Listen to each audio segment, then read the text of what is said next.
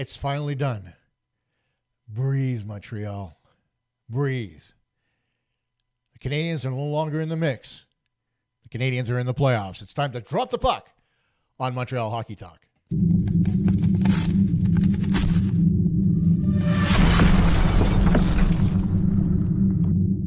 Hey everyone, Costa here from Montreal Hockey Talk, and I don't know about you, but if I had nails, I'd be biting them all game long today. There were anxious moments, there were solid performances, anything and everything you can ask for in a hockey game, but lo and behold, gang, the Montreal Canadiens finally got that 1 point, actually they got 2, and clinched the playoff spot. And I think everybody in Habs Nation is breathing a sigh of relief, including myself. Because I can tell you over the last 3 games, my belief in this team started to wane a little bit. And, with good reason. They were not playing well. They looked like they were lethargic. They looked like they were disinterested. But tonight, you could see there's a little more urgency to their game. They cared a little bit more. They worked hard on the ice. They threw hits. They scored goals. And they just stayed on it. And there were points in this hockey game where the Carolina Hurricanes, who were playing their B team out of the AHL, looked like they were world beaters because, they would hem the Canadiens in their own zone and, wreak havoc. But at the end of the day, the Canadiens weathered the storm, no pun intended, and got a 4-2 victory over Carolina. And it started off relatively well. I mean, Guhle scoring early on in the hockey game. And, just like the other night against Chicago, everybody was all, okay, let's go. And then Taylor Hall scores, and the wind comes right out of the sails, and everybody's nervous again. And it took the Nick Suzuki goal and then Guhle a few seconds later to actually let the air out of the balloon and let Habs fans really, enjoy the moment a little bit. Granted, Jost's goal in the third, and I still haven't figured out how that puck got from Montembeault's blocker between his legs to Jost's stick. And I don't think I will. I think the hockey gods were just messing with us. It is what it is. I'm not going to call it a bad rebound. I'm going to call it an unfortunate bounce. And lo and behold, it's 3-2, and everybody's still like, uh-oh. But at the time, in my mind, there was no uh-oh because we needed a point. Not 2, but 1. So with a 1-goal lead, you're still in good position. Granted, it felt great when Jake Evans scored the empty netter and sealed the victory for the Montreal Canadiens with 2 minutes left. But, it is what it is. At the end of the day, congratulations to Jeff Gordon and Kent Hughes. Congratulations to Marty St. Louis, Trevor Letowski, Stefan Robida, and the rest of the Canadiens coaching staff, because at the beginning of the season, they told us they wanted the team to be in the mix, and they're not just in the mix, they're in the playoffs, as it was posted in big letters on the scoreboard at the Bell Center tonight. And everybody was excited. Everybody was happy. You could see the excitement on the players. You could see the relief as they stood together on the ice united. And that's what you want to see. You want to see that, like, okay, they were a little bit nervous. And like Marty said earlier in the season, they needed to learn how to win and how to get through tough moments. The end of the season and clinching that last couple of points was really a sticking point for Montreal. They had it at one point. They had an 8-point lead in the wild card race, and they let it dwindle because they just got too nervous. Squeezing their sticks too hard, not getting contributions from the guys that mattered, not getting any secondary scoring. And that's kind of where it left them, holding the 8 ball and with their own destiny in their hands tonight against the Carolina Hurricanes. And you got to thank Rod Brandamore and the Carolina Hurricanes for not giving a shit about Columbus and icing their AHL team, including Skylar Brandamore, Rod's own son, making his NHL debut. So, it was what it was. The Canadiens come away with a 4-2 win, and I think everybody in Habs Nation is beyond happy, including myself. And now let me say something that, kind of bothered me the other day. People didn't like the title of my last podcast, where it said, it's the Demidod Show and Montam blows. And, I can understand people getting mad, but again, it's my opinion, right? And I'm allowed to have it. And I'm allowed to sit here and say to myself, you know what? I played the position. And I don't understand why he does certain things in net at certain times. I don't understand why he sits back in his net. The only goalie that I ever saw play the goal line to perfection was Henrik Lundqvist of the New York Rangers, because he had a reactionary style of goaltending along with a solid technical basis, right? Multiple doesn't have that. So the deeper he plays in his net, the worse off he's going to look. And another thing that Henrik Lundqvist had that Multiple does not have is an extremely powerful push. If you're going to play that goal line style like Lundqvist used to play, you tend to push off your post a little bit more than you do the actual ice. But if you're going to be in no man's land in the crease, that's where you have the mistake of where you have to push twice to get across and allow goals in. And the one thing that I rarely saw Lundqvist do was allow pucks to get through him. And that's kind of what Multiple did the other night. So I like anybody else, I'm allowed to be upset. I'm allowed to not like Multiple as an NHL goaltender. It's my prerogative. If you don't agree, that's fine. But don't make it personal. I'm not coming out there and I'm not shooting your firstborn child. I'm giving you a hockey opinion. So don't come out there and say things on a personal level, because it's not right. I wouldn't do that to you. I don't do that on social media, and I don't expect people to do that to me. Now, if you want me to just shut down the channel and leave, put it in the comments and let me know. And I will gladly turn the lights off, shut it all down, and go. But if you like my opinion, and I know I've got a substantial amount of subscribers that do, then these few people that turn around and make this personal, man, do something a little bit more positive in your lives, because the bitterness is going to destroy you. I'm not a bitter person by nature.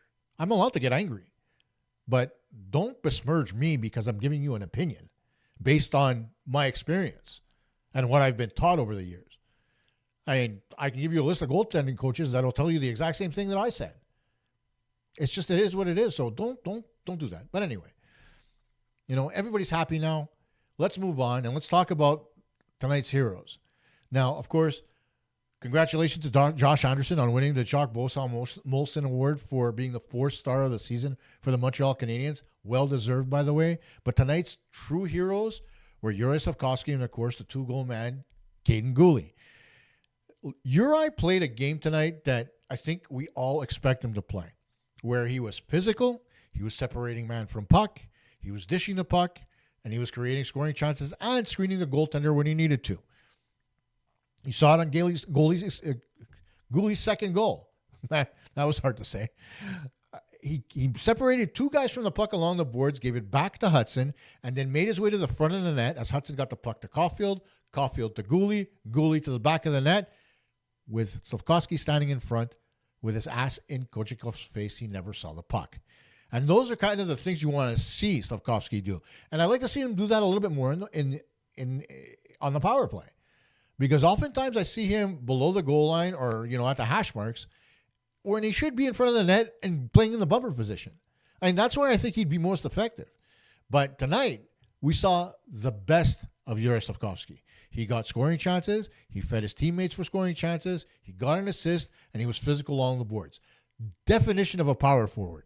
And that's what he was tonight. Tonight, that prototypical game. If the other night I said that, one of the shifts that Caulfield made where he went back into his own zone, separated man from buck, and skated all the way up the ice to score, that's the prototypical 200-foot player. Tonight, the prototypical power forward was the way Juraj Slafkovsky played. Loved it. He played with speed. He played with pace. He played with passion. He played with physicality. And that's what we want to see from him. And Kaiden Guhle, in the short time he's been back since his injury, he's picked up where he left off before the injury, where he was physical and he was the Canadiens' best defenseman in both sides of the ice. That's not to take anything away from Lane Hutson, who tonight, by the way, we'll mention him a little bit later, hit a milestone on the ice tonight. But at the end of the day, Kaiden Guhle has become a lot more reliable than Mike Matheson. And, he's one of those guys that, is physical when he has to be, mobile when he has to be. And tonight, like you saw, he could score when he has to. And those are the things you want to see from young players. It's Slafkovsky's 3rd year. I think it's Guhle's 3rd year as well. So, the progression is really nice. I'd like to see Guhle stay a little bit more healthy, mind you, because he's been in and out of the lineup his entire career so far as a Hab.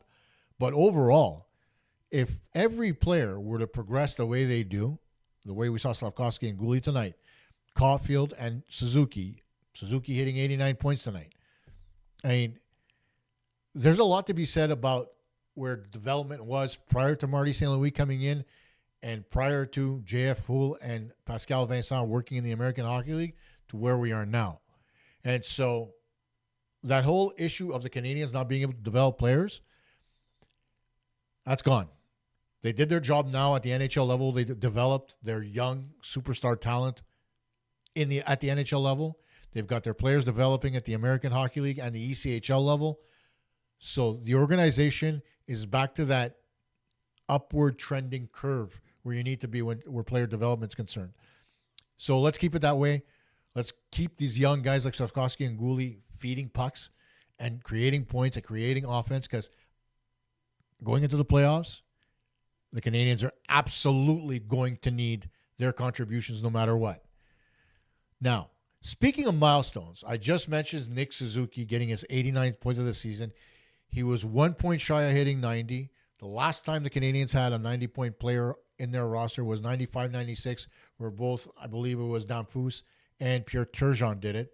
And that was the season they went from the Forum to the Bell Center. But overall, and you got to give the captain all kinds of credit. From one year to the next, he gets better and better. He shows his leadership on and off the ice and the way he speaks and the way he plays and the way he conducts himself. And that's awesome. But the bigger milestone tonight, and the one that probably earned him the Calder Trophy, was Lane Hutson getting his 60th assist, tying him with Larry Murphy for the most assists in the season by a rookie in the NHL history. There's not much more you could say about Lane Hutson, right? He's done the unthinkable. I mean, we knew he was good. We saw what he could do at the college level, but to think that this quickly he could translate that success at the college level to the NHL is mind-blowing. And, you know, he can only trend upwards, right? It's his first full season. It's his first taste of NHL. And we all have seen that he is the hardest working player on the Montreal Canadiens. Whether it's on the ice, off the ice, in the video room, you name it, the kid's always working. So players like that tend to learn, adapt, and change the way they play based on the teams they're facing. And one thing that I learned early on, and this wasn't from hockey, it was more from baseball, is the better prepared you are for your different opponents, the more success you're going to have. So, you know, it applies to hockey as well, except I never did it at the hockey level because I wasn't in that elite echelon and I didn't have the tools available to me at the time because I'm an old fart. But baseball, I mean, you had your charts, you had your score sheets, you had different things that you can use. You didn't necessarily need video because, you know, you had guys sitting there marking off what pitches were being thrown, what they hit, what they didn't hit, and stuff like that. It was all written. So it was a lot easier to track, where at the hockey level, analytics are one thing, but visualization is a huge component. So, you know, to see what Hutson does with all those different tools that he has, the video, his ability to skate, work in the gym, all that. The sky's the limit for this kid. And, you know, we say that oftentimes you see players have a sophomore jinx. I don't know, man. I have a feeling that this kid's going to be even better next year. I'm not going to put that jinx on him, but I just have that feeling. Because, you know, he's just hitting the tip of the iceberg. I said that about, you know, Suzuki. I said hasn't reached his cap yet. Neither is Caulfield. Demidov's just getting started in the National Hockey League. Slafkovsky still has some growing to do. I mean, there's all kinds of positives moving forward. And think about it. You've got Logan Mailloux, David Reinbacher coming up. You know, Joshua Roy is almost there. Heineman. You've got, oh my God, I can't remember his name all of a sudden. Kapanen. You know, there's a lot of positives to bring. You got Owen Beck. You know, there's a lot of good young talent in this organization. And the more experience they get now, in 2-3 years, guys, they told us that the Canadiens were going to be a perennial powerhouse. That's coming. And that window, it's opening up now. So enjoy the ride, man, because it's awesome. But, you know, you take a look at it. You take a look at all the milestones that the Canadiens have hit this year, unexpectedly to say. And, you know, it is what it is. We didn't mention that last game, Lane Hutson actually beat Chelios. for the Habs franchise record for assists by a rookie defenseman. But, now that he's reached the NHL level with Larry Murphy, unless Dustin Wolf didn't make the playoffs. So unless they just say, you know what, it's not Wolf's fault that he can't score, and they give it to Wolf, I think it'll be a travesty of justice. The Canadiens are not where they are right now without Lane Hutson. Yes, they get the contributions of Nick Suzuki. Yes, they get Caulfield. Yes, they get, every player out there that put anything on the line. But if not for Lane Hutson and his ability to create offense when there was none there, Suzuki's not at 89 points. Caulfield doesn't have, 37 goals or 38? I think it's 37. But anyway, nothing. So he may not end up getting the team MVP because we saw the three, month after month, we saw Nick Suzuki getting the Molson Cup, but he was right there. And I think the NHL has to give him the Calder. But now we get away from tonight's game because the regular season is done and buried. And now we start looking ahead. Unofficially, the playoffs start on Monday and Wednesday in Washington. But, let's take a look at the matchup between the Canadiens and the Washington Capitals over this season. The Canadiens played the Capitals 3 times, October 31st, December 7th, and January 10th. And they came away with a 1-2 record. The one win that they got was in overtime in Washington, but they lost 6-3 in October in Washington, 4-2 in Montreal, and then, as I mentioned, the January win in overtime. So, these two teams are going to meet in the first round, and what is there to say, right? Think about it for a minute. What exactly do we expect? Well, let's take a look for a minute at what the Capitals did this season to get to where they are, right? Second overall in the NHL, a hair away from winning the President's Trophy. Take a look at some of the acquisitions. The big one, or the big ones I should say, were obviously Pierre-Luc Dubois and who's the other guy? It was Matt Roy on defense. Those two guys coming over from LA was a big deal. And so those were the two big acquisitions. But then you've got some other small acquisitions in Andrew Mangiapane, Benoit Duhaime, Anthony Beauvillier, Taylor Radish, the list, Jacob Chikrin. So there's a lot of players that Washington brought on that really augmented what they had. I mean, yes, Nicholas Backstrom was gone. Yes, TJ Oshie is gone. But at the end of the day, you ended up adding 2 defensemen along with John Carlson to solidify your D. You had the goaltending, let's mention that, of Logan Thompson and Charlie Lindgren. Thompson, of course, acquired in June from the Vegas Golden Knights, I think for a third-round pick, third-round picks in 2024 and 2025, right? The kid posted a 25-14-5 record this season with the Capitals. And the Capitals are not where they are without him. As Charlie Lindgren, who former Habs goaltender, he also stepped up big time. But it's easy to step up when you're playing in front of a defense that's that solid. So, the Capitals added a lot of pieces to make their team better. And so ask yourself the question, what does Montreal have to do to beat the Washington Capitals in the first round?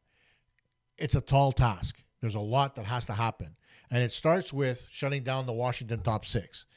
Their top 6 forwards are composed of Pierre-Luc Dubois, of course, Alex Ovechkin, Dylan Strome, and Andrew Mangiapane.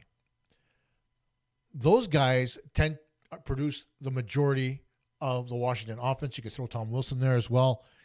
So you need to shut them down. And the key is that Nick Suzuki line. They're going to be matched up against Ovechkin most of the time. Now, of course, on the power play, it's not going to be the same thing. Ovechkin's going to get a little bit more space on that far side, but they can kind of treat him the same way they do Patrick Laine. What other teams do to Patrick Laine is that you shadow him on the power play, and you let the other 4 guys figure out what they're going to do, and you keep a shadow on Ovechkin. But the one thing that Ovechkin does that Laine doesn't is he moves around the zone quite a bit. And so when he does move, he'll go to the right. He'll take a shot from the right. Then he'll quickly slide over to that left side, his office, and open himself up for a one-timer. So there's things that they can do. But at 5-on-5, it's going to be incumbent on Nick Suzuki, Cole Caulfield, and Juraj Slafkovsky, especially Slafkovsky, to really make Ovechkin work for every chance that he gets out there. Another thing, like I said, I just mentioned it, the power play. The Canadiens do need to win the special teams battle.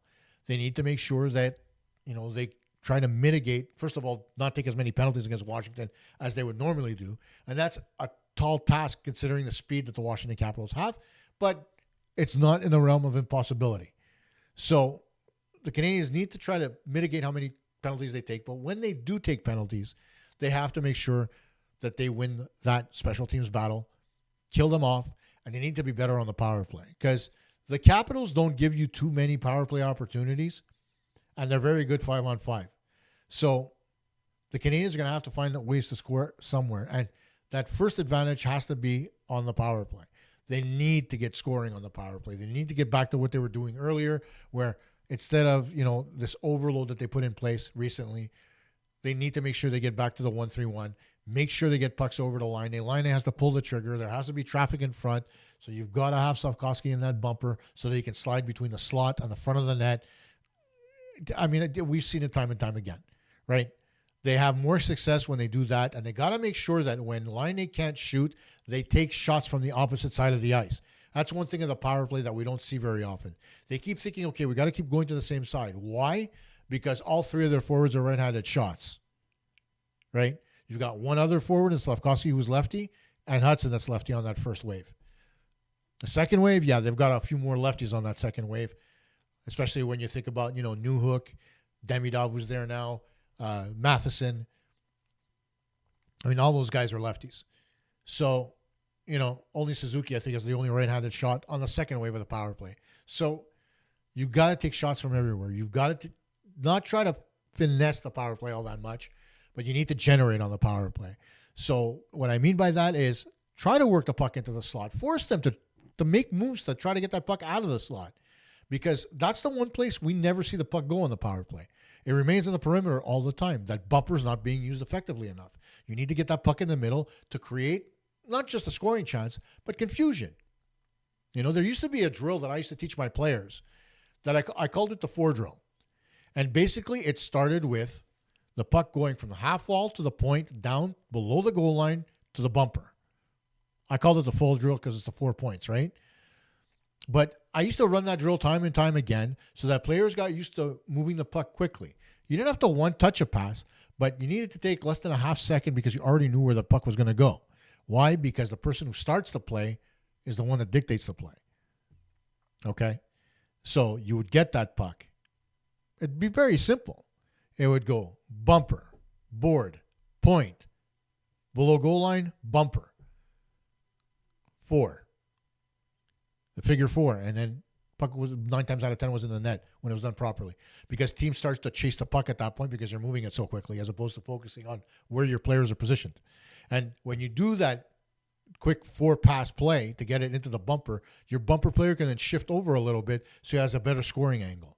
So there's a lot that you can do on the power play to make things look different. And you can do it on both sides. You don't have to do it on just one. If you have a right-handed shot, you can do it from the right side. If you have a left-handed shot, you do it from the left side. But these are all little variants in the power play that we don't necessarily see because the bumper's not being used. So the Canadiens do need to be better on the power play. They do need to use the bumper. Sam Montembeault. He's going to be the X factor in all of this. And from my last podcast, I am not a big fan of Sam Montembeault, okay? Not the person, but the goaltender, okay? I don't like his style of goaltending. It's too erratic.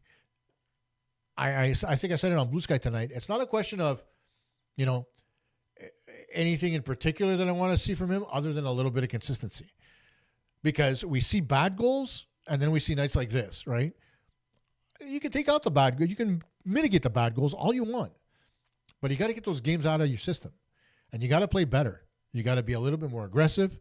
You got to be a little bit more active with your stick, cut off passes. I mean, we see Dobish do this more often than Montembeault, and Montembeault's got more experience.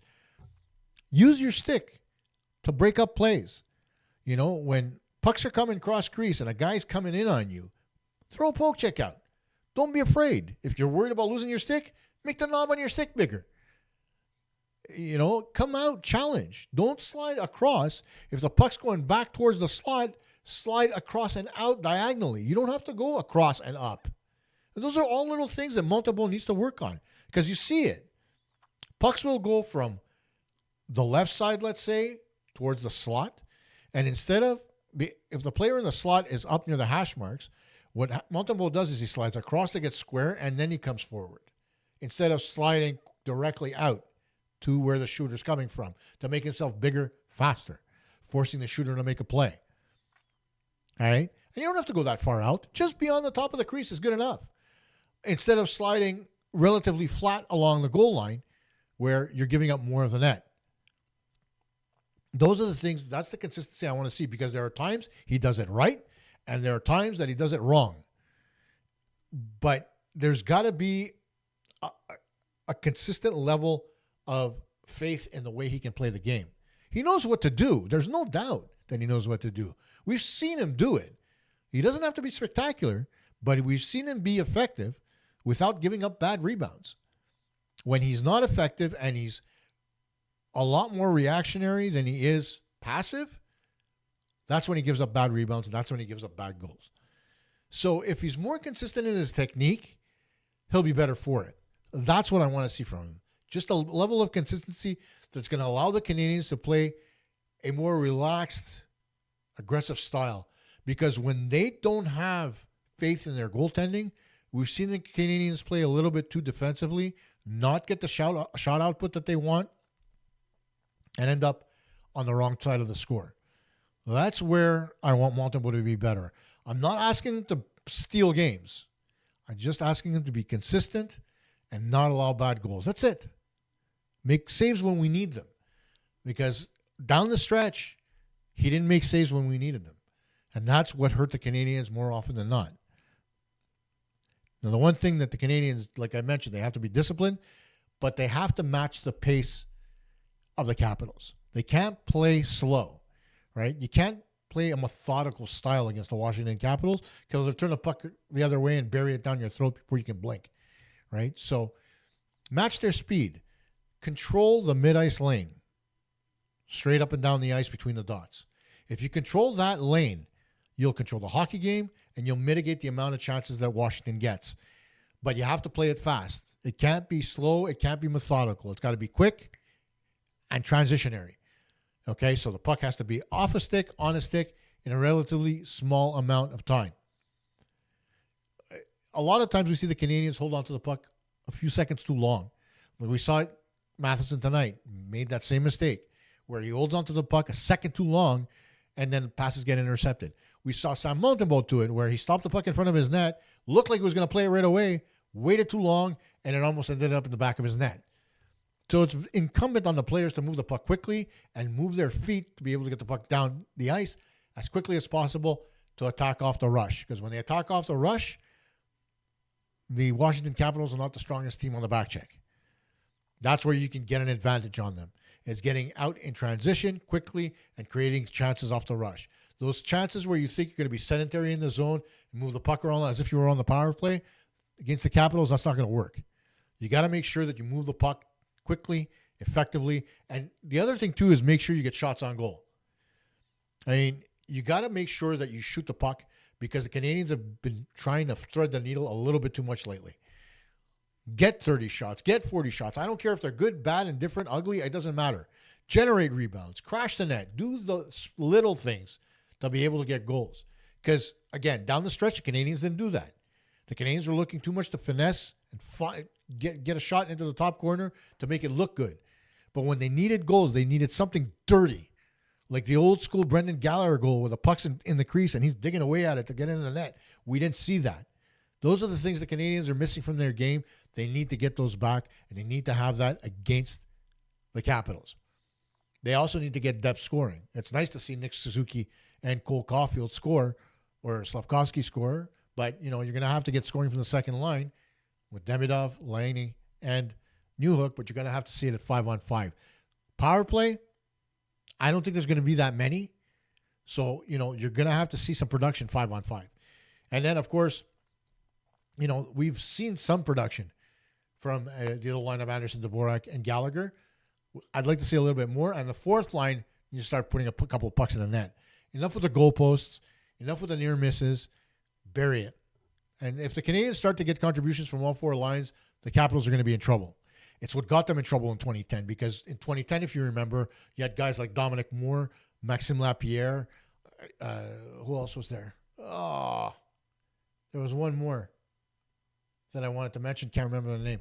But Maxime Lapierre and Dominic Moore were huge parts of that team getting past not just the Capitals, but the Penguins as well. Of course, there was a Halak deal, but still, if you didn't get that depth scoring, they wouldn't have gotten anywhere. And so Lapierre and Dominic Moore and the depth scoring of the Montreal Canadiens, it was key in that series. It's going to be key in this series. And of course, when you go into a 7-game series, there's one thing that's extremely important, and that's adjustments between games.